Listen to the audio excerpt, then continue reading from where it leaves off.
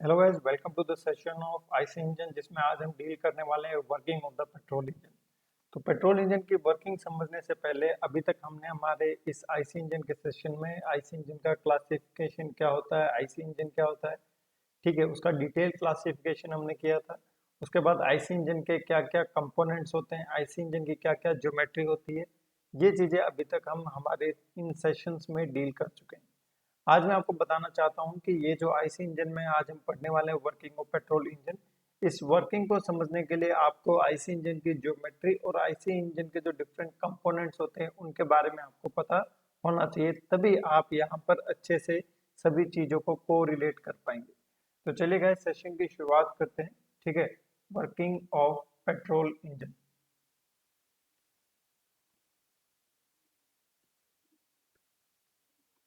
चलिए, तो समझते हैं कि पेट्रोल इंजन किस तरीके से वर्क करता है और इससे संबंधित क्या क्या क्वेश्चन आपसे पूछे जा सकते हैं। Working of four stroke petrol engine. Petrol engine किस तरीके से वर्क करता है, चलिए देखिए। चलिए, तो सबसे पहले हम यहाँ पे लेते हैं हमारा पिस्टन सिलेंडर अरेंजमेंट।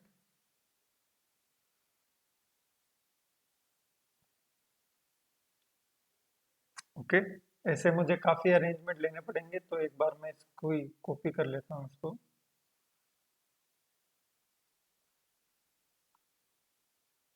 ये आपका टीडीसी है, ये आपका बीडीसी है। ठीक है, ये आपका इनलेट वॉल है और ये आपका एग्जॉस्ट वॉल है। और यहाँ पे है आपका स्पार्क प्लग।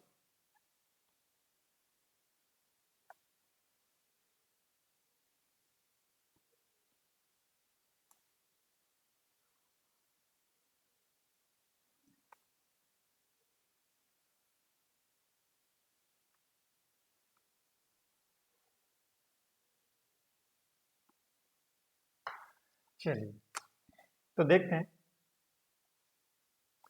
सबसे पहले होता है आपका, अगर हम बात करते हैं, सक्शन स्ट्रोक। सक्शन स्ट्रोक में क्या होता है, आपका जो पिस्टन होता है वो टीडीसी से बीडीसी की तरफ मूव करता है। ठीक है,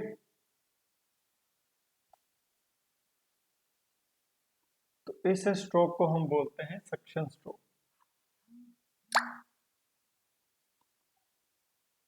क्या बोलते हैं? सक्शन स्ट्रोक बोलते हैं। Your piston will move from TDC to BDC. ठीक है, तो ड्यूरिंग सक्शन स्ट्रोक हमारा जो एग्जॉस्ट वॉल्व होता है वो बंद होता है, और जो इनलेट वॉल्व होता है ये हमारा ओपन होता है, और ये आपका इनलेट मैनिफोल्ड से जुड़ा होता है। तो जब आपका ये जो पिस्टन है during the suction stroke TDC से बीडीसी की तरफ मूव करता है, तो यहाँ पे जो प्रेशर है वो प्रेशर कम हो जाता है as compare to the atmospheric. बात समझ में आ रही है? यहाँ पर आपका प्रेशर है एटमॉस्फेरिक प्रेशर, और यहाँ पे आपका प्रेशर है सिलेंडर प्रेशर। तो during the suction stroke what will happen, जो प्रेशर होता है वो डिक्रीज होता है, और जो आपका प्रेशर होता है एटमॉस्फेयर का, या फिर अगर हम बात करते हैं पीएटीएम की, अगर हम बात करेंगे, this will be greater than the pressure inside the cylinder. Pressure inside the cylinder. अब जब सिलेंडर के अंदर का प्रेशर कम होगा, तो सिलेंडर के अंदर का प्रेशर कम होने के कारण हाई प्रेशर से लो प्रेशर की ओर आपको मालूम है कि फ्लूइड फ्लो करता है। तो इस केस में एयर फ्यूल मिक्सचर जो होगा आपका एटमॉस्फेरिक प्रेशर से आपका सिलेंड्रिकल प्रेशर की ओर, हाई प्रेशर से लो प्रेशर की ओर फ्लो करेगा, और ये एयर फ्यूल मिक्सचर मतलब पेट्रोल और एयर का मिक्सचर, पेट्रोल और एयर का मिक्सचर आपका यहाँ पे फ्लो करके सिलेंडर के अंदर एंटर करता है। ठीक है, जब ये पिस्टन नीचे की तरफ जाता है तो थोड़ा पिस्टन को नीचे भी भेज देते हैं। So this is the during suction stroke है, this is during suction stroke.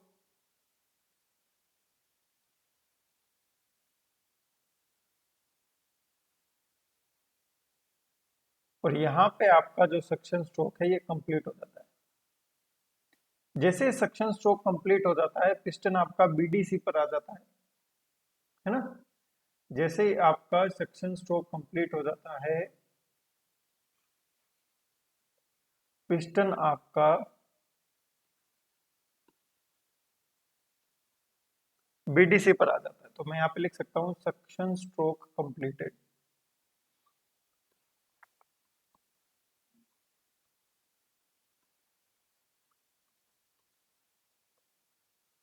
Suction stroke completed. Now during the suction stroke exhaust valve आपका क्लोज रहता है, एग्जॉस्ट वॉल आपका क्लोज रहता है और एग्जॉस्ट वॉल आपका क्या रहता है, क्लोज रहता है। अब सक्शन स्ट्रोक में क्या होता है, पेट्रोल और एयर का मिक्सचर आपके सिलेंडर के अंदर प्रवेश करता है। तो ये पेट्रोल और एयर का मिक्सचर है जो सिलेंडर के अंदर क्या कर रहा है, प्रवेश कर रहा है। और अगर आपसे पहला क्वेश्चन ये पूछा जाए तो during the suction stroke petrol engine के सिलेंडर में कौन एंटर करता है, तो एयर फ्यूल मिक्सचर यानी पेट्रोल और एयर का होमोजीनियस मिक्सचर आपके सिलेंडर के अंदर एंटर करता है। अब जब सक्शन स्ट्रोक कंप्लीट हो जाएगा, सक्शन स्ट्रोक कंप्लीट हो जाएगा तो हर जगह जितना वॉल्यूम होगा आपका, एक सेकेंड, सक्शन स्ट्रोक ढंग से कंप्लीट नहीं हुआ है क्योंकि अभी तो हमारा पिस्टन बीडीसी के ऊपर है ना। अभी तो हमारा पिस्टन बीडीसी के ऊपर है, ये बीडीसी से नीचे जाएगा तब जाके सक्शन स्ट्रोक कंप्लीट होगा ना। तो ये डायग्राम थोड़ा सा इसको अपने एडिट करते हैं।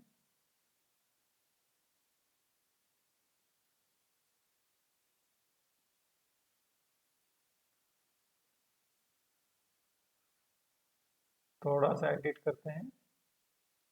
और ये आपका एयर फ्यूल मिक्सचर है, पिस्टन को नीचे भेजते हैं एक बार।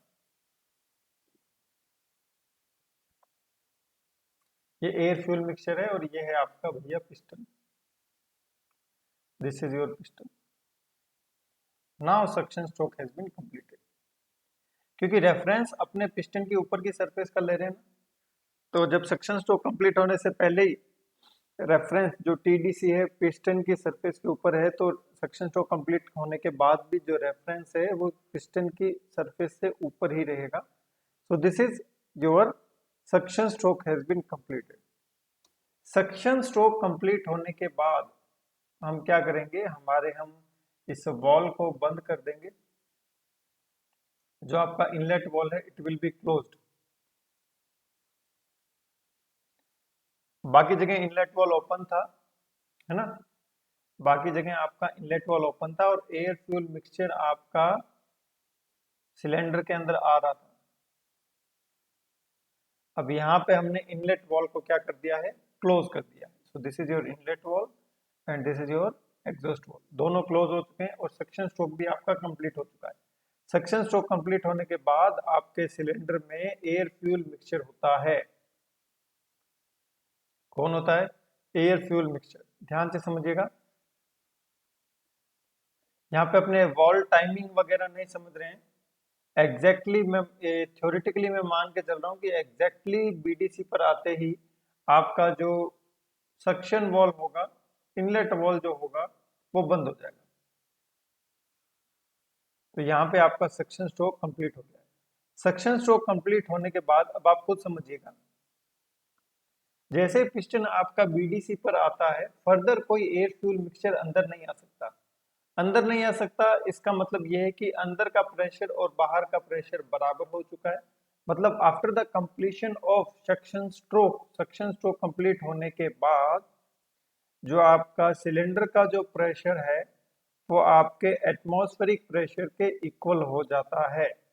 जो सिलेंडर का जो प्रेशर है P cylinder, it will be equal to the atmospheric pressure. I hope it is clear to everyone कि सक्शन स्ट्रोक के अंदर क्या होता है। ठीक है, पिस्टन टीडीसी से बीडीसी मूव करता है, बीडीसी से टीडीसी मूव करता है। कैसे मूव करता है? तो during the suction stroke piston will move from TDC to BDC. अब ये जो हम यहाँ पे वर्किंग समझ रहे हैं ना, इस वर्किंग के समझने के साथ साथ जब हम पीवी डायग्राम बनाएंगे so that will be very very useful to you, क्योंकि अब आपको यहाँ पे पता है कि प्रेशर कब कम हो रहा है, प्रेशर कब ज्यादा हो रहा है। अब वॉल्यूम भी तो इंक्रीज हो रहा है ड्यूरिंग द सक्शन स्ट्रोक। देख रहे हैं आप, पहले सेकंड वाले डायग्राम में देखिए, पहले वॉल्यूम कम था और इस डायग्राम में देखिए कंप्लीट वॉल्यूम में आपका एयर फ्यूल मिक्सचर आ चुका है। अब यहाँ पे जो कंप्लीट वॉल्यूम है, वॉल्यूम बिफोर कंप्रेशन, आप देख सकते हैं ये क्लियरेंस वॉल्यूम भी इसमें इंक्लूडेड है और ये स्वेप्ट वॉल्यूम भी इसमें इंक्लूडेड है। तो वॉल्यूम बिफोर कंप्रेशन क्या होता है? टोटल सिलेंडर का वॉल्यूम होता है volume before compression. Total cylinder का वॉल्यूम होता है वॉल्यूम बिफोर कंप्रेशन। अब हम आते हैं नेक्स्ट स्लाइड पर। अब हम सीखेंगे कि what is volume after compression.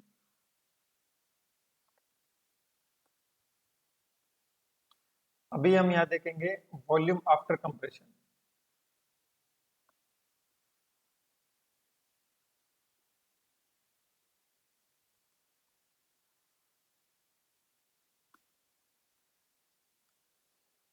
इसको लेके आते हैं, चलो।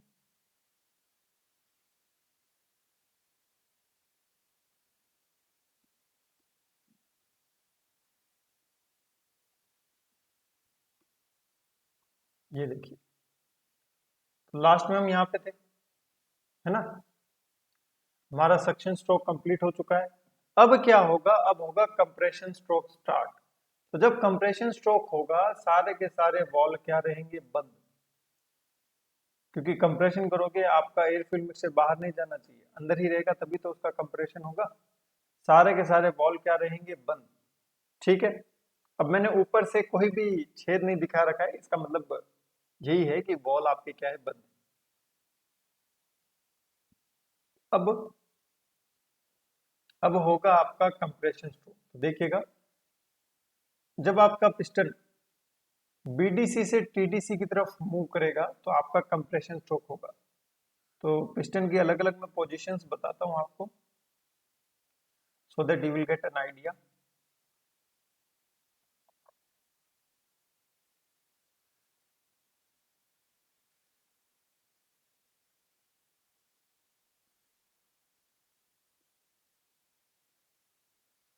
तो ये पिस्टन आपका नीचे से जा रहा है ऊपर, नीचे से ऊपर जाएगा तो इसे हम बोलेंगे कंप्रेशन स्ट्रोक। कैसा स्ट्रोक? Compression stroke. आराम से समझो, ठीक है। ये भी क्या हो जाएगा आपका? Compression stroke.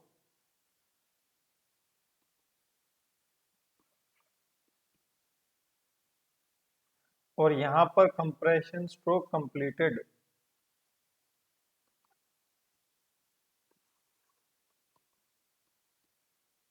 Compression stroke completed. Now see, ये जो आपका एयर फ्यूल मिक्सचर है, जब इसमें कंप्रेशन होगा, due to compression what will happen? अब देखिएगा, इतना एयर फ्यूल मिक्सचर अंदर आया हुआ था, अब हम करेंगे कंप्रेस। कंप्रेस करेंगे तो वॉल्यूम कम होगा, मास कम नहीं हो रहा है, वॉल्यूम कम हो रहा है। मास तो उतना ही है, क्योंकि इनलेट वॉल्व भी बंद है, एग्जॉस्ट वॉल्व भी बंद है, तो मास तो उतना ही है। लेकिन जब आपका पिस्टन बीडीसी से डीडीसी की तरफ मूव करेगा, whenever it will move from BDC to DC during the compression stroke, due to decrease in volume the pressure will be increases। Pressure क्या होगा? इंक्रीज होगा। अब यहाँ पे देखिएगा मैं क्या क्या लिख रहा हूं, देखिएगा, वॉल्यूम कम होगा, टेम्परेचर इंक्रीज होगा, प्रेशर इंक्रीज होगा। यहां भी यही होगा during the compression stroke. Volume decrease होगा, टेम्परेचर इंक्रीज होगा, प्रेशर इंक्रीज होगा। Now see, during the compression what will happen? Molecules of air fuel mixture will come closer to each other। जो molecules होंगे एयर फ्यूल मिक्सचर के वो पास पास में आ जाएंगे, ठीक है, वो पास पास में आ जाएंगे। So whenever they come closer to each other, तो जो प्रेशर है वो इंक्रीज होगा, टेम्परेचर है वो इंक्रीज होगा, और जो वॉल्यूम है वो डिक्रीज होगा। ये तो आपको मालूम ही है कि during the compression volume decrease होता है, प्रेशर टेम्परेचर इंक्रीज होते हैं। तो ये इतने पास पास आ गए, इतने पास पास आ गए, है ना। पहले तो दूर दूर थे, अब ये भैया पास पास आ गए। तो दूर दूर होते हैं तो गुस्सा कम आता है, पास पास होते हैं तो गुस्सा ज्यादा आता है। Force of attraction. तो देखिए, तो अब ये पास पास में आ गए। अब इनका मैं और कंप्रेशन करूंगा, और कंप्रेशन करूंगा तो they come very close to each other, बहुत ज्यादा पास आ जाएंगे एकदम। कितना सारा वॉल्यूम था उसको कंप्रेस करके हमने कितना कम कर दिया है, इतना कम कर दिया है कि इसका जो टेम्परेचर है बहुत ज्यादा इंक्रीज हो जाएगा, इसका जो प्रेशर है वो भी बहुत ही ज्यादा इंक्रीज हो जाएगा। क्या ये बात सबको समझ में आई? During the compression pressure temperature will be increases, volume will be decreases. अब जब ये आया था ना, तो आया था तब तो इसका जो टेम्परेचर था ना गाइस वो था लगभग 300 केल्विन। एक सेकंड।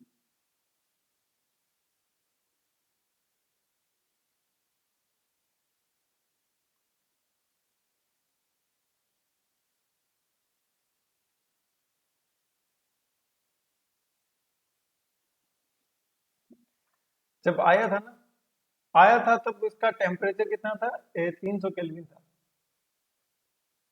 एटमॉस्फेरिक प्रेशर पर आया था। After compression what will happen, इसका प्रेशर और टेम्परेचर बहुत ज्यादा इंक्रीज हो जाएगा, इसका जो टेम्परेचर है वो लगभग 600 केल्विन हो जाएगा, और इसका प्रेशर भी बहुत ज्यादा इंक्रीज हो जाएगा, इसका प्रेशर भी बहुत ज्यादा इंक्रीज हो जाएगा। मेरी बात ध्यान से समझिएगा, मैं कहना क्या चाहता हूँ। मैं कहना ये चाहता हूँ कि जब आपका एयर फ्यूल मिक्सचर आया था,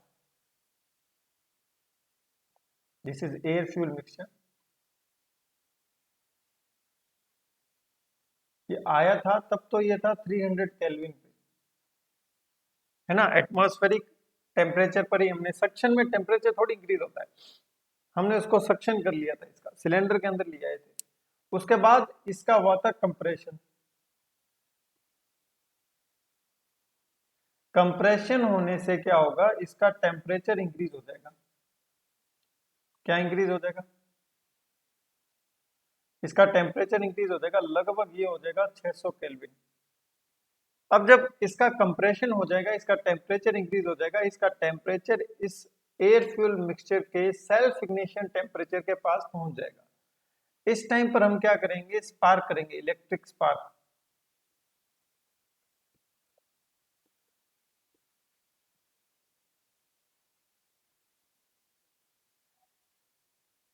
इस टाइम में स्पार्क करूंगा, और स्पार्क करने से क्या होगा, ये एयर फ्यूल जो मिक्सचर है ये जल जाएगा,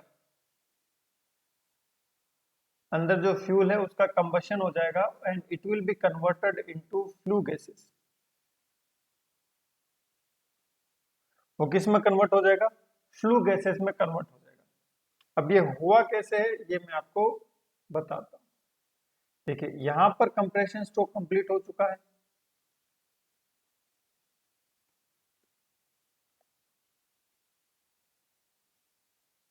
यहां देखिए।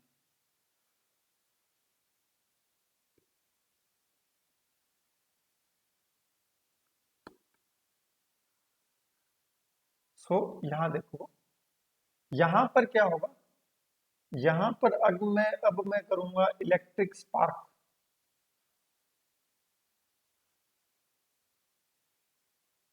इलेक्ट्रिक स्पार्क,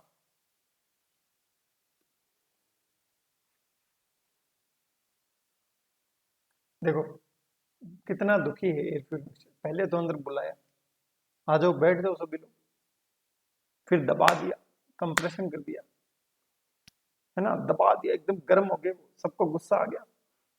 उसके बाद हमने आग लगा दी, जला दिया, और ऐसे जलाया कि किसी को पता ही नहीं चला, ऐसे जलाया किसी को पता ही नहीं चला, इतनी फास्ट यहाँ पे बर्निंग होती है इलेक्ट्रिक स्पार्क से, यहाँ पर इतनी तेज बर्निंग होती है, पिस्टन को पता ही नहीं चलता कि उसके ऊपर का जो एयर फ्यूल मिक्सचर है ये कब फ्लू गैसेस में कन्वर्ट हो गया। तो due to electric spark what will happen, electric spark होने से क्या होगा, इलेक्ट्रिक स्पार्क होने से सारे के सारे जल के भस्म हो जाएंगे। ठीक है, ये सारे के सारे जल के क्या हो जाएंगे, भस्म हो जाएंगे एकदम। देखो पहले मैं कहानी सुनाता था इसमें, लेकिन अभी कहानी वगैरह मैं नहीं सुना रहा हूँ, क्योंकि अभी आपके पास टाइम बहुत कम है। Each and every minute is very very important from examination point of view. तो इधर उधर की बातें किए बगैर directly straightforward I am coming to the point, कि जब हम इलेक्ट्रिक स्पार्क इसमें देंगे, ये सारा का सारा फ्लू गैसेस में कन्वर्ट हो जाएगा।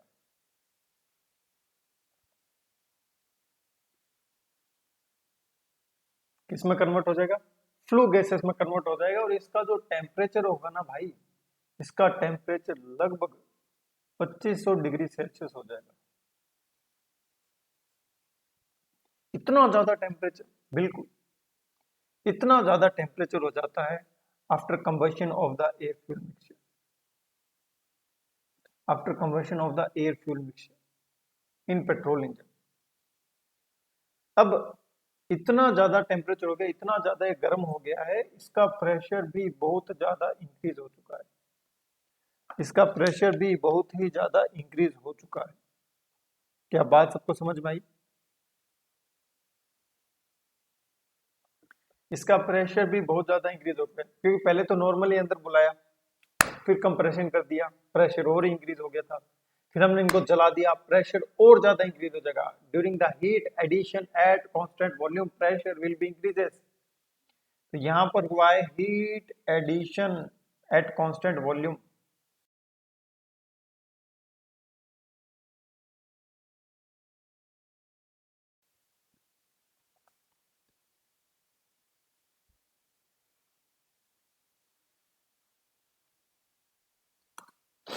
Heat addition at constant volume,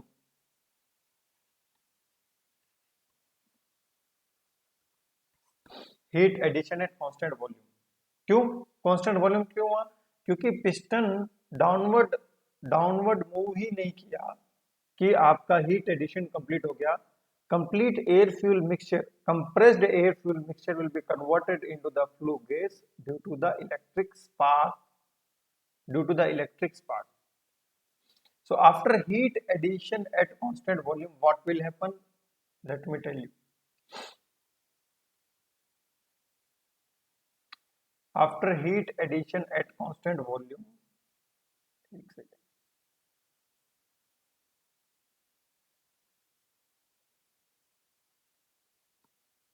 क्या हो गया?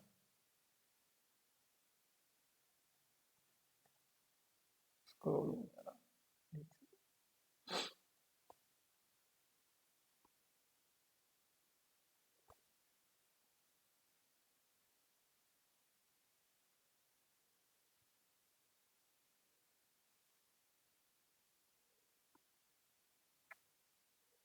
Now see, heat addition at constant volume हो चुका है.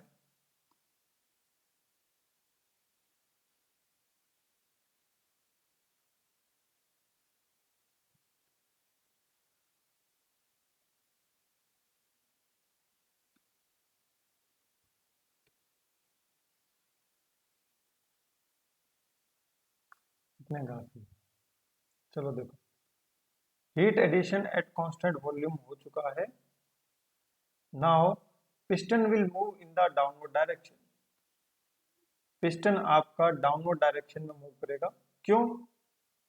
क्योंकि जो हीट एडिशन हुआ है कांस्टेंट वॉल्यूम पर, उसके कारण जो फ्लू गैसेस हैं उसका प्रेशर बहुत ज्यादा इंक्रीज हो गया है. जब उसका प्रेशर बहुत ज्यादा इंक्रीज हो गया है तो वो सिलेंडर के वॉल पर, पिस्टन पर, सिलेंडर हेड पर प्रेशर लगाएगी। और एक ही मूवेबल है इसके अंदर, जो कि ये पिस्टन। तो पिस्टन के मूवमेंट की जो डायरेक्शन होगी, it will be the downward direction. I will explain again, wait for some time.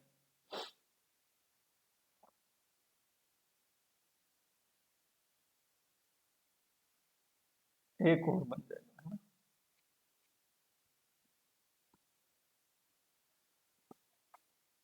Is it visible?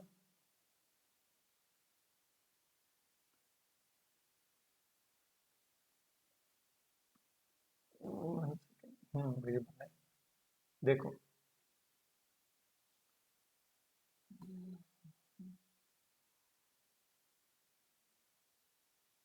एक ही पेज पर आए ना तब सब सर ढंग से समझ में आता है। तो इनलेट वॉल, एग्जॉस्ट वॉल बंद है अभी, बंद है, और बंद है,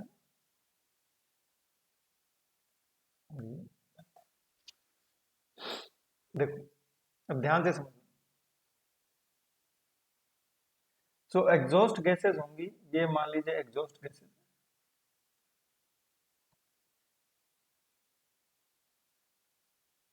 ये एग्जॉस्ट गैसेस है। तो इनका प्रेशर इंक्रीज हो चुका है, तो ये क्या करेगी, सभी डायरेक्शन में प्रेशर लगाएगी ना। इधर एग्जॉस्ट गैसेस आपकी यहाँ भी प्रेशर लगाएगी, एग्जॉस्ट गैसेस यहाँ भी प्रेशर लगाएगी, एग्जॉस्ट गैसेस यहाँ भी प्रेशर लगेंगी। ये सिलेंडर तो कहीं जाएगा नहीं। एग्जॉस्ट गैसेस भले ही कितना ही प्रेशर लगाओ, सिलेंडर का डायमीटर, बोर्ड डायमीटर तो वही रहेगा। अब क्या होगा, जब ये एग्जॉस्ट गैसेस पिस्टन के ऊपर प्रेशर लगाएगी, देन पिस्टन इज मूवेबल। अब जब पिस्टन मूवेबल है, देन पिस्टन ऊपर तो जाएगा नहीं, क्योंकि ये प्रेशर लगा रही है इसके ऊपर, तो पिस्टन तो नीचे खिसकेगा ना। अगर ऊपर से पिस्टन को दबाओगे तो पिस्टन ऊपर जाएगा कि नीचे जाएगा? पिस्टन तो नीचे जाएगा। तो जब पिस्टन नीचे जाएगा, इस स्ट्रोक को हम कहते हैं पावर स्ट्रोक। इस स्ट्रोक को हम क्या कहते हैं? पावर स्ट्रोक कहते हैं। और इसी स्ट्रोक को हम क्या कहते हैं? Expansion stroke. इसी स्ट्रोक को हम क्या कहते हैं? Expansion stroke. तो ये तीसरा स्ट्रोक है। पहला तो था सक्शन, फिर हुआ कंप्रेशन, कांस्टेंट वॉल्यूम पर हीट एडिशन। कांस्टेंट वॉल्यूम पर जब हीट एडिशन हुआ तो उस समय कोई भी एक्सपेंशन नहीं हुआ, क्योंकि वो वॉल्यूम कांस्टेंट मेंटेन करना था हमें। तो कांस्टेंट वॉल्यूम पर हीट एडिशन होगा तो कोई स्ट्रोक नहीं होगा। We have to maintain constant volume. तो कांस्टेंट वॉल्यूम हीट एडिशन, उसके बाद एक्सपेंशन स्ट्रोक। ध्यान से सुनना, सक्शन, कंप्रेशन, कांस्टेंट वॉल्यूम पे हीट एडिशन, अब एक्सपेंशन, तीसरा स्ट्रोक है। तो आपको जो 4 स्ट्रोक आईसी इंजन जो होता है, उसके कौन से स्ट्रोक में आपको पावर मिलती है, that is your third stroke. Third stroke is known as power stroke, क्योंकि इसमें होता है आपका एक्सपेंशन प्रोसेस। एक्सपेंशन क्यों होता है? क्योंकि फ्लू गैसेस का प्रेशर बहुत ज्यादा होता है और वो पिस्टन को नीचे की तरफ पुश करती है। पहले तो सक्शन करवाना था, तब हमने हमने पिस्टन को नीचे खिसकाया। कंप्रेशन करना था, हमने पिस्टन को ऊपर खिसकाया। अब गैस पिस्टन को नीचे धक्का मारेगी, क्योंकि गैस के पास बहुत ही ज्यादा एनर्जी आ चुकी है, that is called heat energy. और वो हीट एनर्जी हमने दी है कांस्टेंट वॉल्यूम पे, कांस्टेंट वॉल्यूम पे। Now see, so this is your gases, ये आपकी गैसेस है। और ये क्या कर रही है? पिस्टन को नीचे की तरफ धक्का मार रही है। तो जब पिस्टन को नीचे की तरफ धक्का मारेगी, तो during the expansion stroke, power stroke, जब वॉल्यूम इंक्रीज होगा, तो भाई वॉल्यूम इंक्रीज होता है तो प्रेशर डिक्रीज होता है, और जब प्रेशर डिक्रीज होता है तो गाइस टेम्परेचर भी क्या होता है? डिक्रीज होता है। और जब आपका पिस्टन कहां पर आ जाएगा? बीडीसी पर आ जाएगा, एकदम नीचे आ जाएगा, तो एक्सपेंशन स्ट्रोक कंप्लीट हो जाएगा। एक्सपेंशन स्ट्रोक कंप्लीट हो जाएगा। और एक्सपेंशन स्ट्रोक कंप्लीट होने के बाद प्रेशर भी सिलेंडर के अंदर क्या हो जाएगा? कम हो जाएगा, as compare to the pressure before the expansion stroke. तो यहाँ पर भी हमारा वॉल्यूम इंक्रीज हुआ है, हमारा जो प्रेशर है वो डिक्रीज हुआ है, और जो टेम्परेचर है वो भी क्या हुआ है? सिलेंडर के अंदर का टेम्परेचर डिक्रीज हुआ है। तो यहाँ पर हो गया हमारा एक्सपेंशन स्ट्रोक कंप्लीट। ये चल नहीं रहा ढंग से। Expansion stroke completed. Expansion stroke complete होने के बाद अगर हम बात करते हैं सिलेंडर का pressure, it is still more than the atmospheric pressure. Cylinder का प्रेशर अभी भी एटमॉस्फेरिक प्रेशर से ज्यादा है। एटमॉस्फेरिक प्रेशर के इक्वल कब होता? जब हम बिना हीट एडिशन करे एक्सपेंशन करवा देते। जब हम बिना हीट एडिशन करे अगर एक्सपेंशन करवा देते तब सिलेंडर के अंदर का pressure after the expansion atmospheric pressure के इक्वल हो जाता। बट इन दिस केस हमने हीट एडिशन करवा दिया at constant volume, due to this pressure और इंक्रीज हो गया, और एक्सपेंशन करने के बाद प्रेशर एटमॉस्फेरिक प्रेशर से अभी भी क्या होगा? ज्यादा होगा। जब सिलेंडर के अंदर का प्रेशर अभी भी एटमॉस्फेरिक प्रेशर से ज्यादा होगा तो इस केस में जब हम एग्जॉस्ट वॉल्व को ओपन करेंगे, इस केस में जब हम एग्जॉस्ट वॉल्व को ओपन करेंगे, आपको पता है कि सिलेंडर का प्रेशर ज्यादा है as compare to the atmospheric pressure. कहाँ का प्रेशर ज्यादा है? सिलेंडर का प्रेशर ज्यादा है as compare to the atmospheric pressure, जिसके कारण क्या होगा? अंदर की जो फ्लू गैसेज हैं वो बाहर निकल जाएंगी।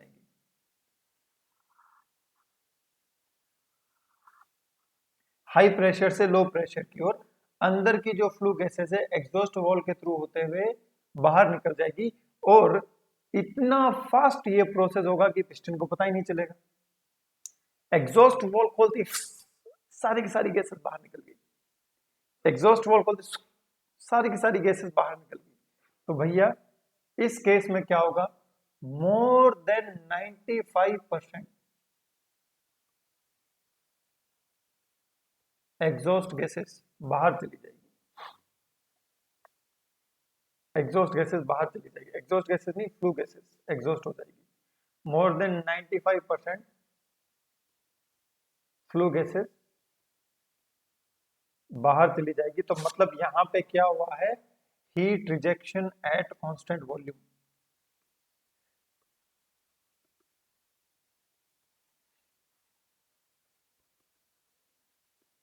Heat rejection at constant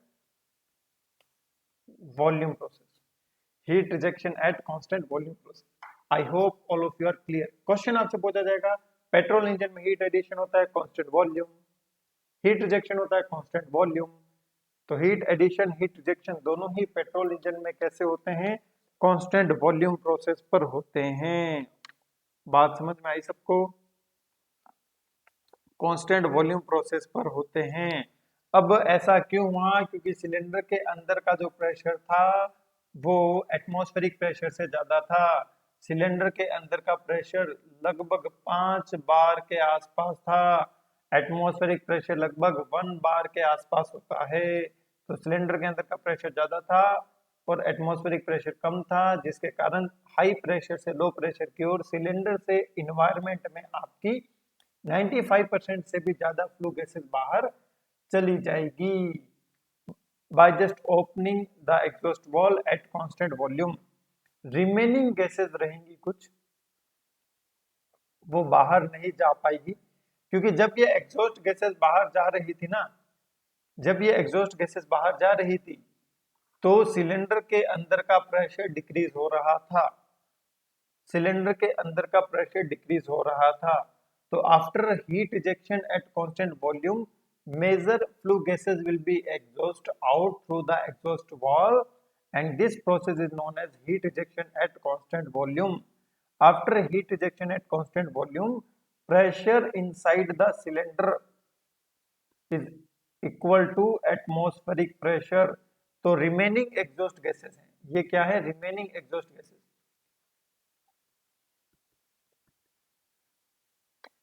remaining flue gases.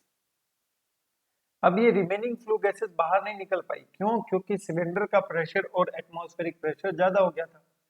अब इन रिमेनिंग फ्लू गैसेस को जबरदस्ती बाहर निकाला जाएगा, और इसी जबरदस्ती बाहर निकालने वाले प्रोसेस को हम क्या कहते हैं? Scavenging process.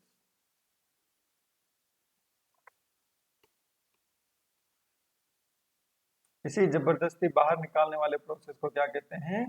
स्कैवेंजिंग प्रोसेस कहते हैं। तो देखिएगा, इनलेट वाल्व बंद है, एग्जॉस्ट वाल्व खुला है, इनलेट वाल्व बंद है, एग्जॉस्ट वाल्व खुला है, इनलेट वाल्व बंद है, इनलेट वाल्व बंद, यहाँ पे बंद मत करो,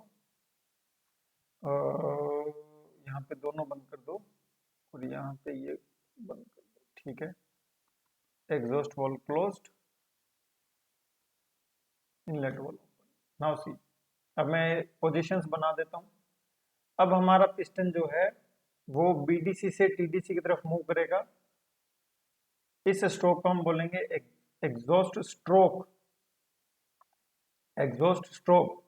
so during the exhaust stroke what will happen, हम रिमेनिंग फ्लू गैसेस को फोर्सफुली बाहर पुश करेंगे,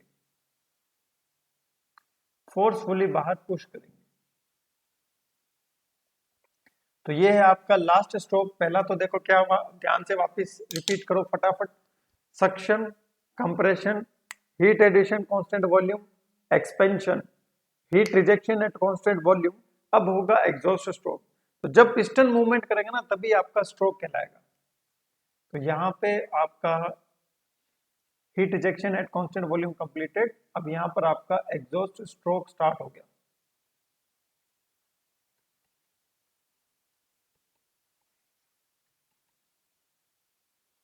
एग्जॉस्ट स्ट्रोक स्टार्टेड। तो हम क्या करेंगे, रिमेनिंग गैसेस को फोर्सफुली, रिमेनिंग एग्जॉस्ट गैसेस को फोर्सफुली बाहर भेजेंगे। इस प्रोसेस को हम बोलते हैं स्कैवेंजिंग प्रोसेस। ये इंपॉर्टेंट है, याद रखिएगा, एग्जामिनेशन में पूछा जाता है। लास्ट स्ट्रोक में कौन सा प्रोसेस होता है, स्कैवेंजिंग प्रोसेस होता है। रिमेनिंग एग्जॉस्ट गैसेस को फोर्सफुली बाहर थ्रू किया जाता है, रिमेनिंग एग्जॉस्ट गैसेस को फोर्सफुली बाहर थ्रो किया जाता है। In this case piston will move from BDC to TDC, ठीक है। अब जब पिस्टन आपका यहां पर आ जाएगा टीडीसी पे, तो उस केस में इनलेट वॉल और एग्जॉस्ट वॉल दोनों बंद कर दिए जाएंगे। Your exhaust stroke will be completed, exhaust stroke will be completed.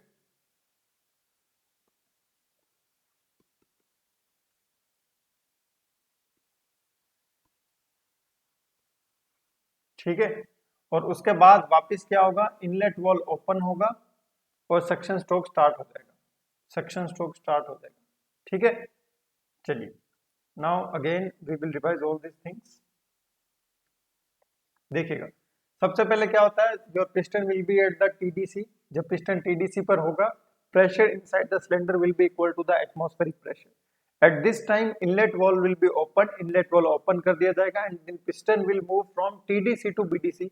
जब अब स्ट्रोक गिनते रहना, piston will move from TDC to BDC. जब टीडीसी से बीडीसी आएगा, pressure inside the cylinder will be decreases due to increase in volume. Volume increase होगा तो pressure decrease होगा।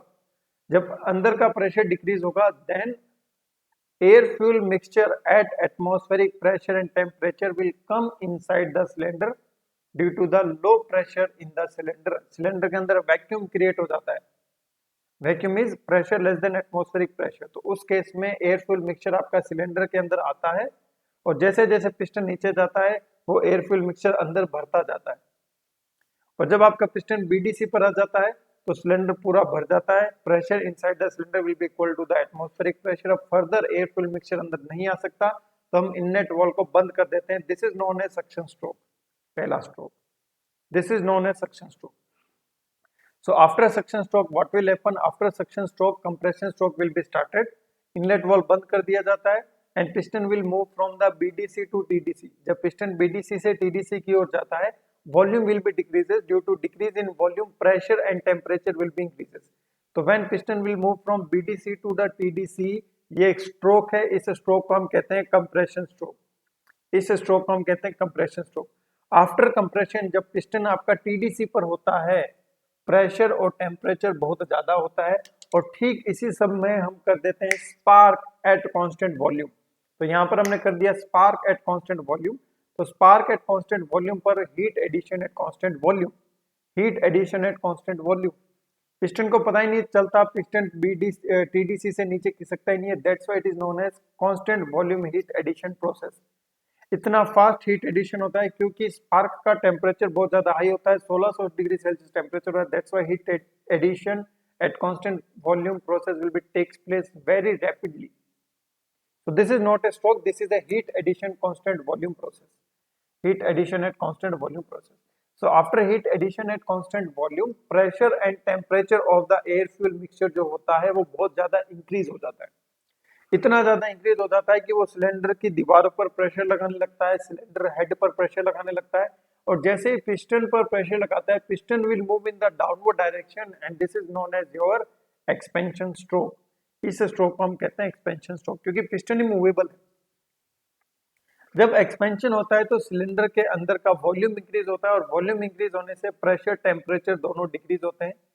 After completion of the expansion stroke, जिसमें हमें power मिलती है, थर्ड स्ट्रोक में हमें पावर मिलती है, after completion of the expansion stroke, exhaust valve खोलते ही सारी की सारी फ्लू गैसेस बाहर भग जाती है, क्योंकि सिलेंडर के अंदर का प्रेशर अभी भी एटमॉस्फेरिक प्रेशर से ज्यादा होता है। This I will prove in the next class कि एक्सपेंशन स्ट्रोक के बाद भी प्रेशर एटमॉस्फेरिक प्रेशर से ज्यादा होता है। ये मैं कल प्रूव कर दूंगा, ठीक है, नेक्स्ट क्लास में मैं प्रूव कर दूंगा। अभी के लिए याद रख लो, एक्सपेंशन कंप्लीट होने के बाद, एक्सपेंशन कंप्लीट होने के बाद सिलेंडर के अंदर का प्रेशर अभी भी एटमॉस्फेरिक प्रेशर से ज्यादा होता है, जिसके कारण एग्जॉस्ट वाल्व खोलते ही 95% से भी ज्यादा फ्लू गैसेस बाहर भाग जाती है। इसे हम कहते हैं heat rejection at constant volume, क्योंकि पिस्टन को पता ही नहीं चल पाता है कब सारी की सारी गैसेस बाहर भाग गई। इसके बाद क्या होता है, जब सारी की सारी गैसेस, लगभग सारी गैसेस बाहर भाग जाती है, तो सिलेंडर के अंदर का प्रेशर और एटमॉस्फेरिक प्रेशर इक्वल हो जाता है। रिमेनिंग गैसेस, अंदर बची रिमेनिंग गैसेस बाहर नहीं जा पाती है, क्योंकि आपका वहां पर मैकेनिकल इक्विलिब्रियम स्टेब्लिश हो जाता है। Pressure inside the cylinder will be equal to the atmospheric pressure, जिसके कारण रिमेनिंग एग्जॉस्ट गैसेस को बाहर फेंकने के लिए पिस्टन को बीडीसी से टीडीसी की तरफ मूव करवाते हैं, चौथा स्ट्रोक। पिस्टन को बीडीसी से टीडीसी की तरफ मूव करवाते हैं, चौथा स्ट्रोक। इस स्ट्रोक को हम बोलते हैं एग्जॉस्ट स्ट्रोक, और इस एग्जॉस्ट स्ट्रोक में जो प्रोसेस होता है उसे हम बोलते हैं स्कैवेंजिंग प्रोसेस। तो आपसे क्वेश्चन पूछा जाएगा कि एग्जॉस्ट स्ट्रोक में जो प्रोसेस होता है उस प्रोसेस को हम क्या कहते हैं, स्कैवेंजिंग प्रोसेस। हीट एडिशन कैसे होता है, कांस्टेंट वॉल्यूम। हीट रिजेक्शन कैसे होता है, कांस्टेंट वॉल्यूम। कंप्रेशन एक्सपेंशन कैसे होता है आपका, reversible adiabatic compression, reversible adiabatic expansion. ठीक है, ये चीज एग्जामिनेशन में पूछी जाती है। तो this is all about the working of 4 stroke petrol engine. ठीक है, तो आई होप आप सभी लोगों ने सेशन को अच्छे से एंजॉय किया होगा।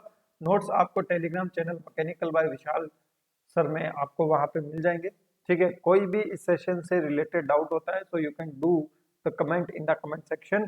इन the next session we are going to deal the analysis of Otto cycle. कल हम क्या करेंगे नेक्स्ट क्लास में, ऑटो साइकिल का डायग्राम बनाएंगे, पीवी डायग्राम बनाएंगे, और उसका एनालिसिस करेंगे, उसकी एफिशिएंसी निकालेंगे। उसकी एफिशिएंसी किन किन फैक्टर्स पर डिपेंड करती है, मैक्सिमम एफिशिएंसी क्या होती है, मीन इफेक्टिव प्रेशर क्या होता है, कंप्रेशन रेशियो क्या होता है, volume before compression, volume after compression क्या होता है, इन सभी की चर्चा हम क्या करेंगे, कल करने वाले हैं, नेक्स्ट सेशन में करने वाले हैं।